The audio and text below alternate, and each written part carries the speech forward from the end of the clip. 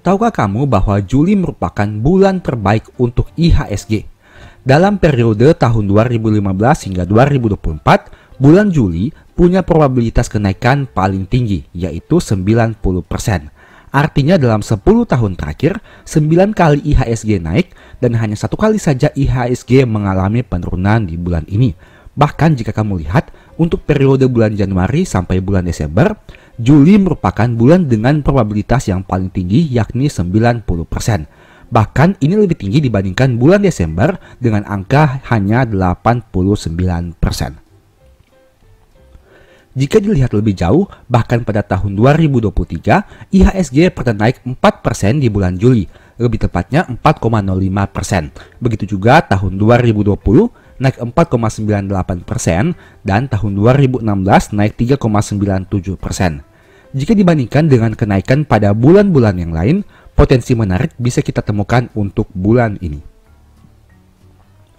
Meski begitu, kamu tidak boleh terlalu euforia karena secara data, probabilitas kenaikannya hanya sampai bulan Agustus, di mana biasanya bulan September akan terjadi koreksi lagi. Kamu bisa lihat probabilitas kenaikan di bulan September turun menjadi 22%, yang mana merupakan probabilitas terendah selama 10 tahun terakhir sejak tahun 2015 hingga tahun 2024.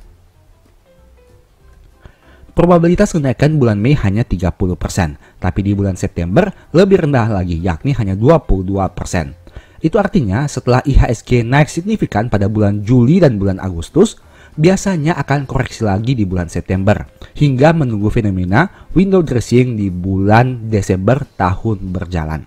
Setelah melihat beberapa data tadi, apakah kamu pernah berpikir, kenapa banyak saham yang turun di pertengahan tahun? Saya punya beberapa dugaan tentang hal itu, tentu saja selain sell in May and go away. Tentu saja ini hanya berdasarkan pendapat saya pribadi, jadi mau setuju silahkan, tidak setuju juga tidak apa-apa. Mari kita bahas sekilas. Pertama, banyak pelaku pasar modal terutama big money yang menunggu kinerja Q2 perusahaan terbit. Berdasarkan cuplikan di bawah ini, kamu bisa lihat bahwa batas pelaporan kinerja Q2 adalah akhir Juli. Dan jika dihubungkan dengan histori harga saham yang kita lihat tadi, rasanya cukup masuk akal bahwa terjadi penurunan harga di pertengahan tahun.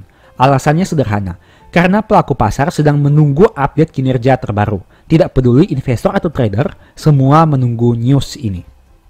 Alasan kedua, karena musim dividen sudah lewat. Kamu tentu sudah tahu bahwa saham-saham blue chip yang rutin bagi dividen biasanya membagi dividen hingga pertengahan tahun. Nah, setelah bagi dividen, biasanya harga saham akan turun drastis.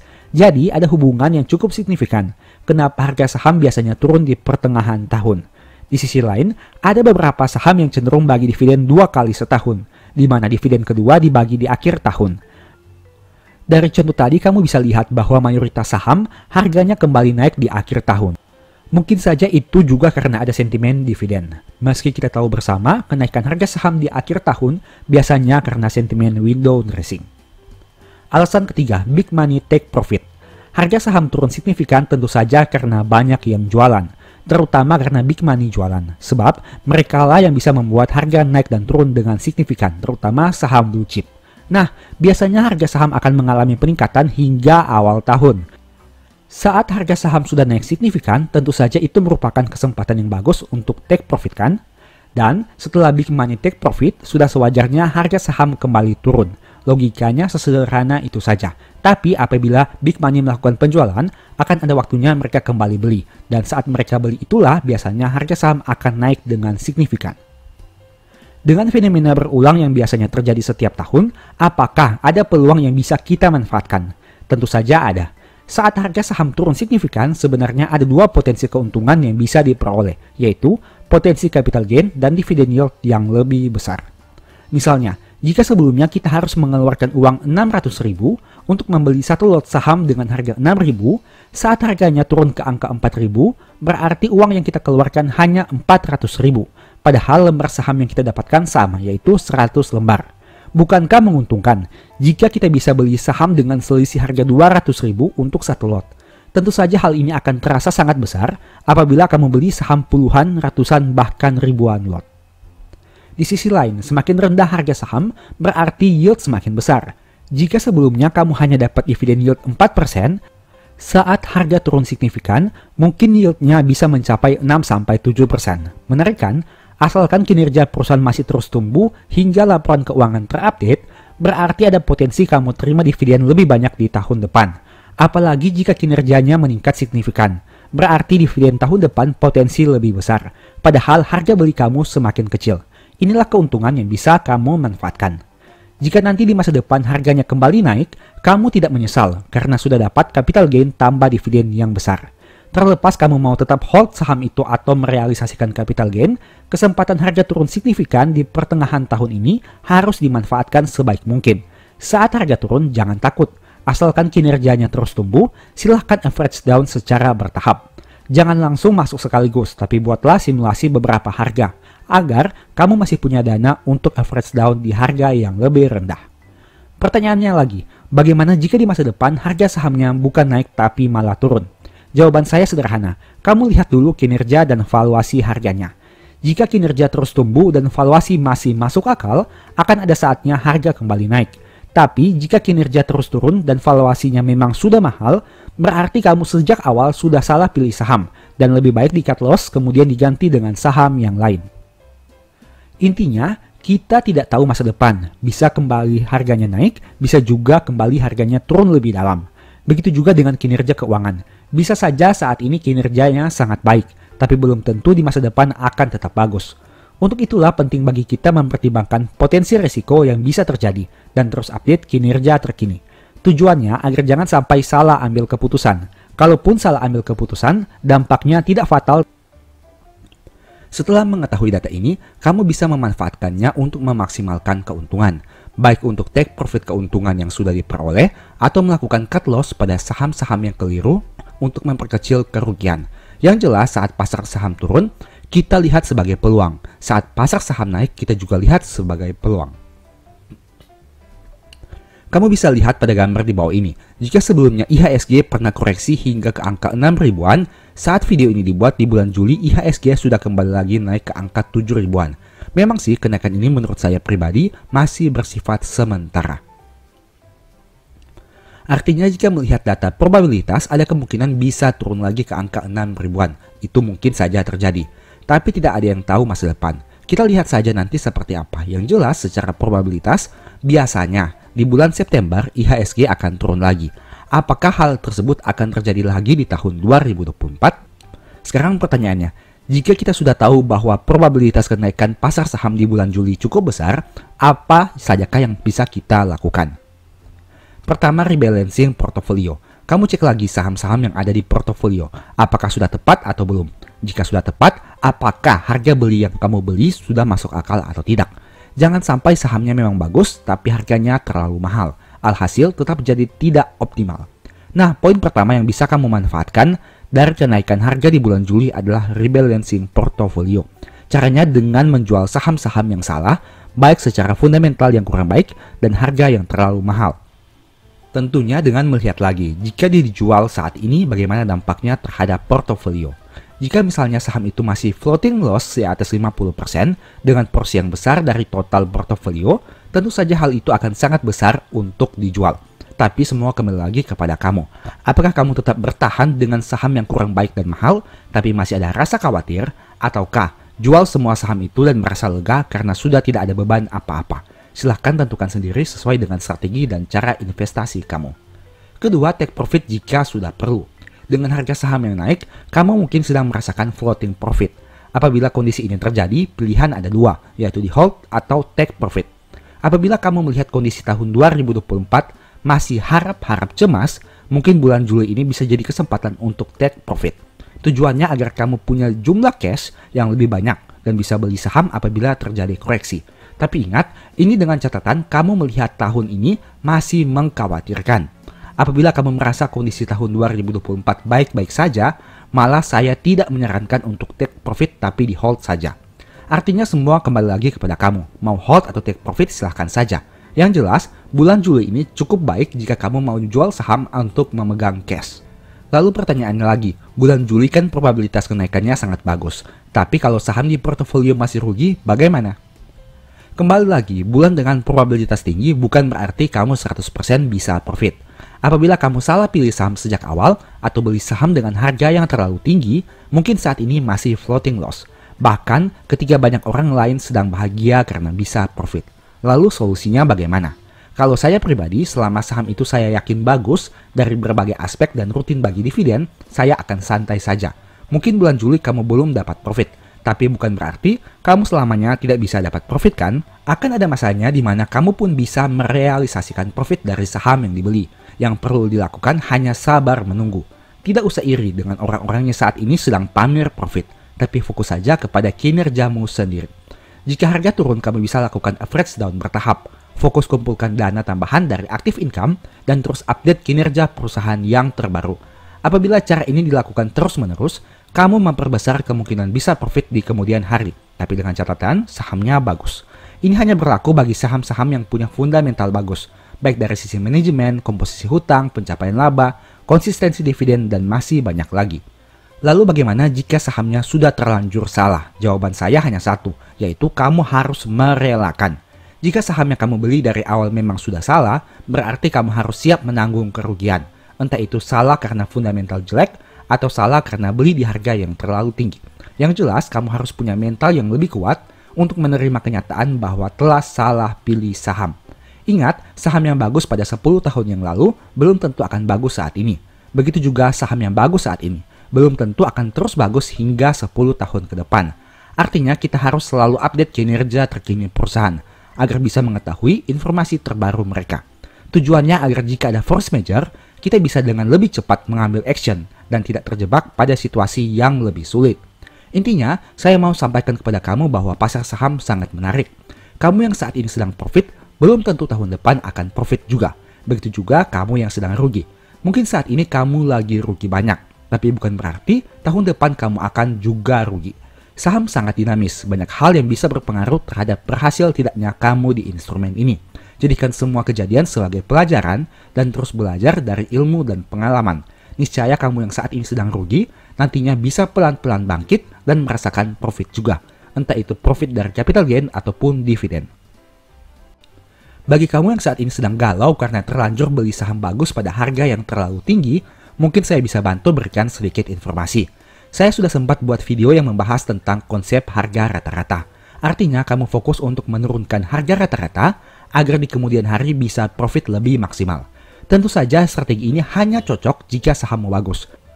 Tapi harga beli kamu sudah terlalu tinggi. Artinya tidak cocok diterapkan jika dari awal sahammu memang sudah jelek. Selain itu, saya mau disclaimer juga. Strategi yang saya ajarkan tidak menjamin kamu pasti profit. Tetap saja ada potensi kerugian. Ingat, untung rugi kamu tanggung sendiri. Sekarang mari kita bahas saja. Pada video ini saya tentu tidak akan mengulangi pembahasan tadi, tapi akan membahas dari sudut pandang yang lebih luas. Ada satu hal menarik yang ingin saya garis bawahi tentang metode nabung saham, yaitu harga rata-rata. Poin ini jarang dibahas dan bahkan sering dilupakan. Bagi kamu yang sudah sering nonton video baca saham, kamu tentu sudah tahu bahwa saya sering mengkaitkan metode nabung saham dan dividen investing, di mana dalam jangka panjang, jika mengumpulkan lembar saham semakin banyak, akan ada saatnya dividen menjadi semakin besar juga.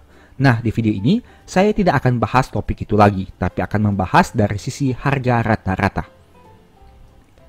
Harga rata-rata merupakan suatu harga yang akan kamu peroleh apabila rutin membeli saham. Artinya semakin rutin kamu beli saham, harga rata-rata juga akan semakin sering berubah. Apabila harga beli kamu semakin tinggi, harga rata-rata semakin tinggi juga. Tapi apabila harga beli kamu semakin rendah, harga rata-ratanya juga akan semakin rendah. Intinya, untuk memperoleh harga rata-rata yang cukup ideal, kamu perlu mengusahakan untuk membeli saham pada harga yang lebih rendah. Pertanyaannya, bagaimana caranya? Ada beberapa strategi yang mungkin bisa kamu gunakan. Pertama, mencari bulan dengan probabilitas kenaikan harga paling rendah. Dari data ini kamu bisa lihat bahwa saham BBRI punya probabilitas kenaikan paling rendah di bulan April, Juni, dan September. Saya mengambil contoh saham BRI, tapi kamu juga bisa gunakan saham yang lain. Kamu bisa lihat di sini bahwa pada bulan April, probabilitas kenaikannya hanya 30%. Pada bulan Juni 44% dan pada bulan September 44%. Dalam 12 bulan terakhir, hanya 3 bulan ini yang punya probabilitas kenaikan di bawah 50%.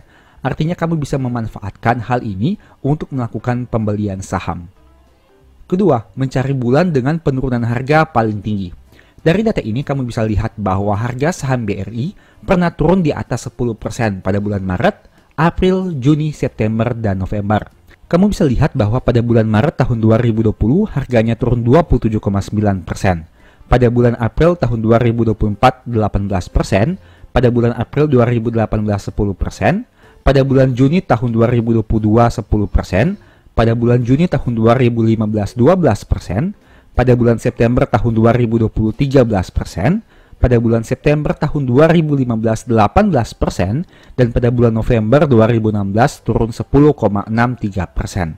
Bulan yang saya sebutkan tadi merupakan penurunan harga saham BBRI di atas 10%. Poin ketiga, membeli saat ex-date dividen. Dari data ini kamu bisa lihat bahwa saham BRI cenderung bagi dividen final di bulan Maret, setidaknya untuk tahun 2022, 2023, dan 2024. Gambar di sebelah kiri ini merupakan tanggal cum date dividen BBRI, baik itu dividen interim dan dividen final. Tapi pada video ini kita hanya menggunakan 3 contoh dividen final, yaitu di tahun 2022 hingga tahun 2024. Kamu bisa lihat di sini, pada tahun 2022, harga saham BBRI turun dari 4.640 ke angka 4.370, dengan kata lain turun sekitar 5,8%. Tahun 2023, turun dari 4.920 ke 4.720, sekitar 4%. Dan pada tahun 2024 ini, turun dari 6.450 ke 6.050, dengan kata lain turun sekitar 6,2%. Ini merupakan tampilan chart saat ex-date dividen. Dengan kata lain, terjadi penurunan yang cukup signifikan dari angka 4% hingga 6,2% dalam 3 tahun terakhir. Dengan 3 metode sederhana tadi saja, sebenarnya kamu sudah dapat informasi bahwa saham BBRI kemungkinan akan turun pada bulan Maret, April, Juni, September, dan November. Bulan Maret biasanya mereka bagi dividen, dan dulu sempat ada histori penurunan 27% saat krisis di bulan Maret tahun 2020. Bulan April saham ini punya probabilitas kenaikan paling rendah, yakni hanya sekitar 30%. Bulan Juni, September, dan November, BRI pernah turun di atas 10%. Kita koreksi, bukan di bawah tapi di atas 10%. Data yang kamu lihat ini setidaknya merupakan data dalam 10 tahun terakhir. Saya menggunakan contoh BRI, tapi kamu juga bisa simulasikan dengan saham yang kamu pilih. Tapi ingat, sebelum beli sahamnya, pastikan saham yang akan kamu tabung itu masuk pada kriteria saham yang bisa ditabung. Sekarang pertanyaannya, seberapa berpengaruhnya harga pembelian terhadap harga rata-rata? Mari simak 2 contoh berikut ini agar kamu punya gambaran. Contoh pertama, diasumsikan beli saham setiap harga turun Rp100. Harga beli awalnya adalah Rp5.000. Dan kita asumsikan terjadi pembelian setiap harga saham turun Rp100. Dengan kata lain, average down dilakukan pada harga Rp5.000 hingga ke Rp4.000. Nah, dengan kondisi ini, harga rata-ratanya menjadi Rp4.500. Itu artinya terjadi penurunan dari Rp5.000 ke Rp4.500 sekitar 10%. Tapi di sisi lain, apabila harga sahamnya naik dari Rp4.500 ke Rp5.000, maka ada potensi kenaikan 11%. Contoh kedua, diasumsikan beli saham setiap harga turun Rp200. Nah, itu artinya akan dilakukan average down dari harga Rp5.000 hingga ke harga Rp3.000. Dengan kata lain, harga rata-ratanya sekitar Rp4.000 apabila diasumsikan kita membeli dengan lembar saham yang sama. Itu berarti dari angka Rp5.000 ke Rp4.000 terjadi penurunan 20%. Tapi apabila dari harga Rp4.000 naik ke Rp5.000, maka ada potensi kenaikan 25%. Dari 2 contoh tadi, kamu bisa lihat bahwa meskipun hanya selisih Rp100 untuk average down, tapi ternyata pengaruhnya terhadap rata-rata cukup signifikan. Pada contoh 1 diasumsikan akan dilakukan pembelian jika harga turun Rp100. Sedangkan pada contoh 2, diasumsikan akan beli lagi jika harga turun Rp200. Dengan selisih Rp100 saja dari contoh 1 dan contoh 2, ternyata bisa berpengaruh Rp500 pada harga rata-rata. Harga rata-rata contoh 1 adalah Rp4.500, sedangkan pada contoh 2 adalah Rp4.000. Tidak hanya sampai di situ saja, ternyata potensi kenaikan contoh 1 hanya 11% saja, dari Rp4.500 ke Rp5.000. Sedangkan potensi kenaikan contoh 2 mencapai 25% apabila harga sahamnya kembali ke harga 5.000 dengan harga rata-rata Rp4.000. Artinya dengan selisih Rp500 saja sudah memberikan perbedaan potensi profit yang signifikan dari yang awalnya 11% di contoh 1 menjadi 25% di contoh 2. Itu artinya dari 11% ke 25% sebenarnya terjadi kenaikan hingga 1 kali lipat. Apabila 11% kita kalikan 2. Padahal selisih harga average down contoh 1 dan 2 hanya Rp100 saja. Di sini menarik bukan? Contoh ini memperlihatkan fakta menarik bahwa dengan harga rata-rata yang berbeda akan membuat potensi profit jadi lebih besar. Selain itu, tentu saja modal untuk average down di contoh 2 akan lebih rendah dibanding contoh 1. Pada contoh 2, kamu hanya butuh total dana sekitar 4,4 juta, sedangkan pada contoh 1, kamu butuh dana 4,95 juta. Dengan dana yang lebih rendah pada contoh 2, menawarkan potensi profit yang lebih besar hingga 25%. Apakah hal ini tidak menarik? Ibaratnya, kamu diberikan kesempatan untuk profit lebih besar, padahal modal kamu lebih kecil dari orang lain. Ingat, potensi profit yang kita bicarakan di sini apabila harga saham kembali ke harga awal pembelian, yaitu Rp5.000. Artinya saya tidak sedang membahas harga saham yang naik terlalu tinggi, tapi hanya membahas harga saham yang kembali ke angka awal. Coba kamu bayangkan apa jadinya jika harga saham naik lebih tinggi dari Rp5.000. Tentu saja selisih potensi keuntungan antara contoh 1 dan 2 akan lebih signifikan.